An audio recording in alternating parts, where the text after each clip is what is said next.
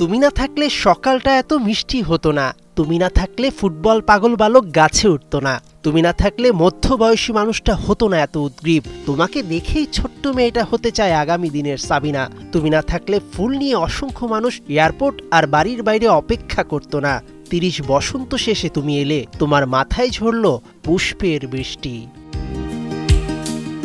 বলা হয়ে থাকে একটা ছেলেকে জন্ম দেয় মা আর তাকে সমৃদ্ধ করে তার স্ত্রী। হামজা চৌধুরীর ক্ষেত্রে স্ত্রী অলিভিয়া চৌধুরী ঠিক তেমনটাই। হামজাকে ভালোবেসে বিয়ে করেন ২০১৬ সালে। অলিভিয়া ফাউন্টেন থেকে হন অলিভিয়া চৌধুরী। নিজ ধর্ম ত্যাগ করে গ্রহণ করেছেন ইসলাম। হামজার ৩ সন্তানকে শেখাচ্ছেন আরবি। এমনকি হামজার হবিগঞ্জের বাড়িতে যে এতিমখানা, সেটাও করা হয়েছে এই অলিভিয়ার নির্দেশেই।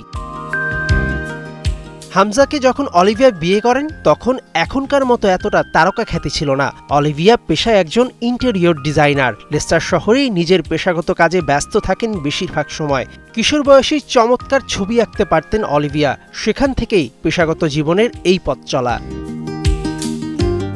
হামজা অলিভিয়া দম্পতির ৩ সন্তান রয়েছে, ১ কন্যা ২ পুত্র।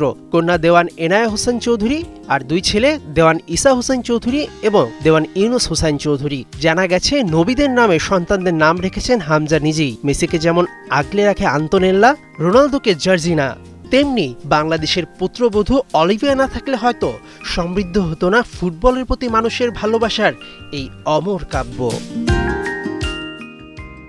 মেহেদী নাইম, ৭১।